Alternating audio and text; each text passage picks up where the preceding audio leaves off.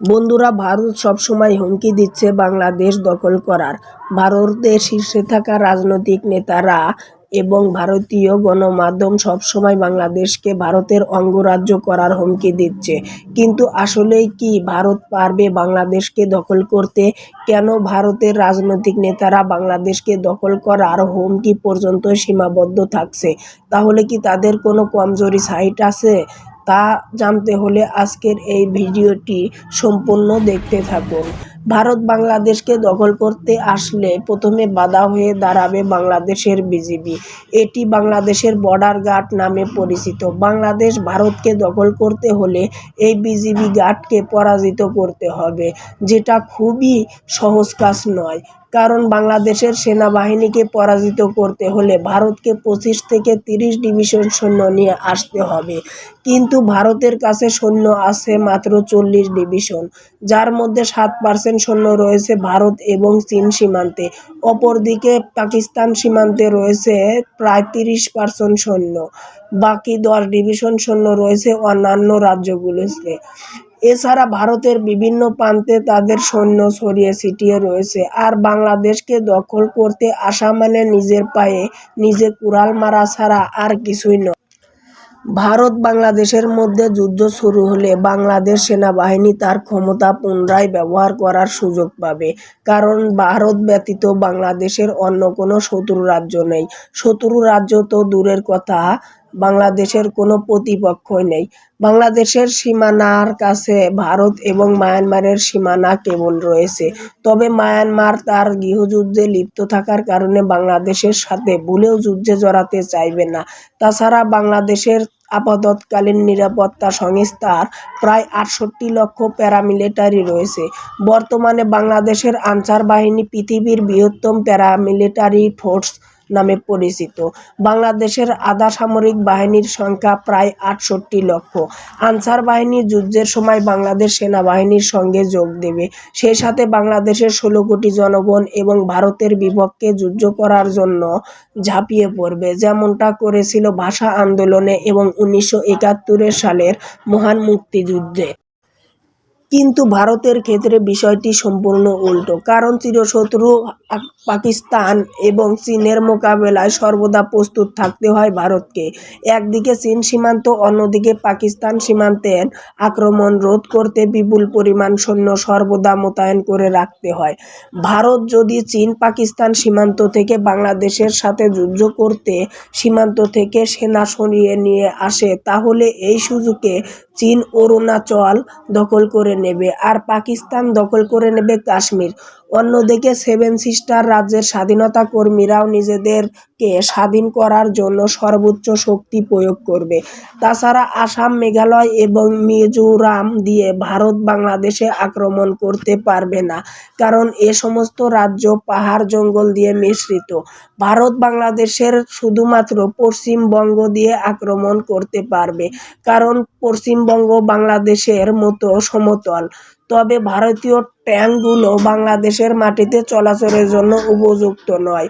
আর বাংলাদেশ হচ্ছে নদীমাতৃক দেশ। পুরো দেশ জুড়ে জালের মতো ছড়িয়ে ছিটিয়ে রয়েছে নদী।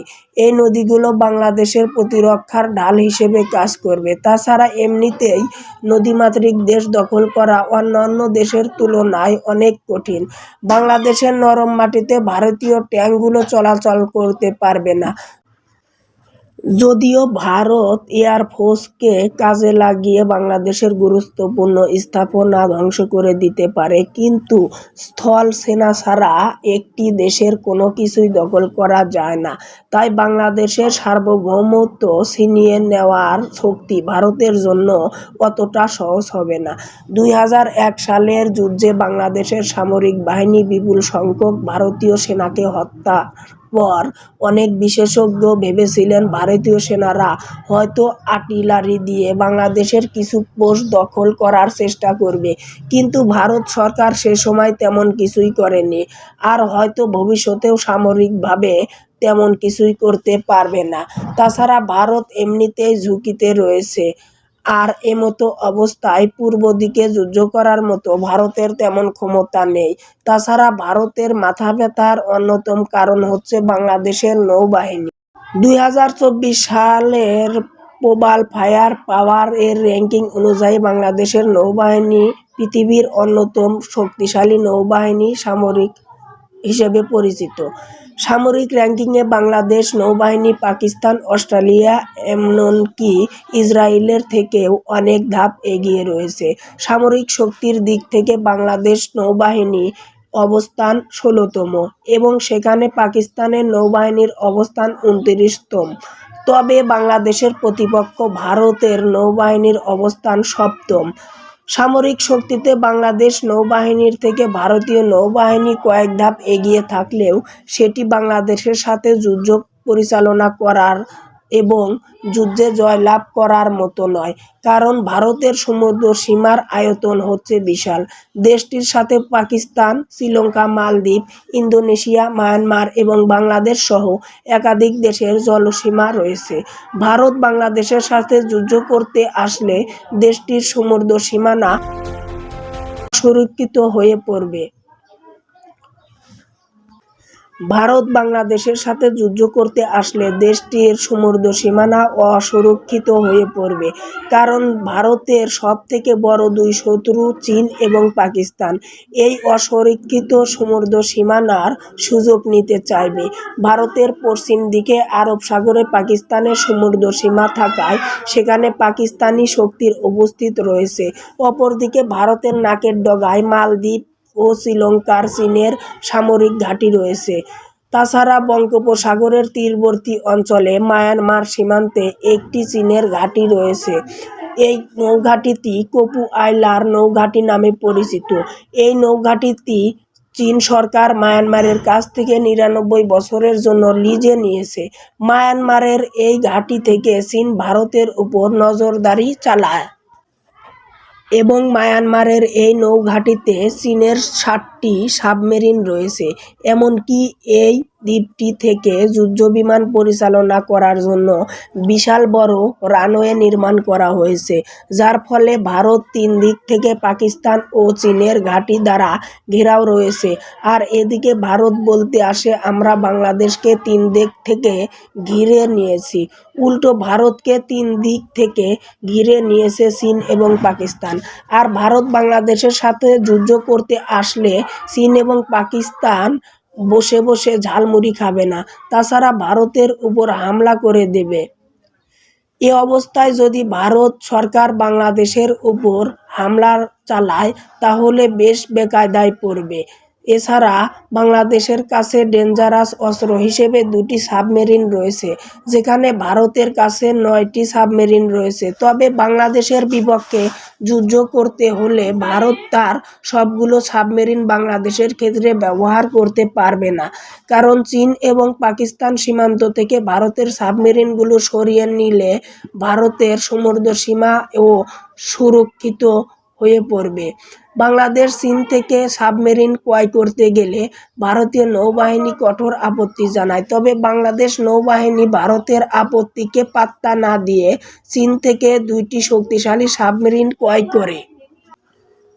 তাছাড়া বাংলাদেশি নৌবাহিনী আরও নতুন 8টি সাবমেরিন ক্রয় করার পরিকল্পনা করছে, যে সাবমেরিনগুলো কক্সবাজারের সাবমেরিন ঘাঁটিতে রাখা হবে। বর্তমানে বাংলাদেশ নৌবাহিনীর সক্রিয় সদস্য রয়েছে 25,100 জন। এই বাহিনীর অস্ত্রগুলোর মধ্যে রয়েছে ফ্রিগেট 7টি এবং করভেট 6টি, সাবমেরিন রয়েছে 2টি, টহল জাহাজ রয়েছে 30টি এবং মায়ান বিধ্বংসী ওয়েলফেয়ার রয়েছে 5টি। ভারতীয় নৌবাহিনীর কাছে 160টি যুদ্ধজাহাজ রয়েছে। এয়ারক্রাফট রয়েছে মোট 300টি। তার সাথে নতুন করে আরও 68টি যুদ্ধজাহাজ যুক্ত হচ্ছে। অন্যদিকে পাকিস্তানের কাছে পারমাণবিক সাবমেরিন রয়েছে। ভারতের কাছে যে সমস্ত অস্ত্র রয়েছে সেগুলো ঠেকানোর জন্য পাকিস্তানের কাছেও ওই একই ধরনের অস্ত্র রয়েছে। আর ভারতকে হারানোর জন্য চায়না তো বসেই আছে, আর চায়নার অস্ত্র সম্পর্কে আমাকে বলে দিতে হবে না। সব কিছু মিলিয়ে ভারত ভুলেও বাংলাদেশে আক্রমণ করার সাহস পাবে না। তবে কিছু মূর্খ রাজনৈতিক নেতারা রয়েছে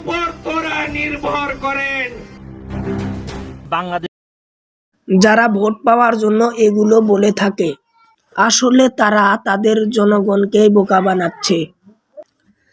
তো আমরা চাই সবসময় শান্তিপূর্ণভাবে বসবাস করতে। সাধারণ মানুষ কখনো যুদ্ধ চায় না।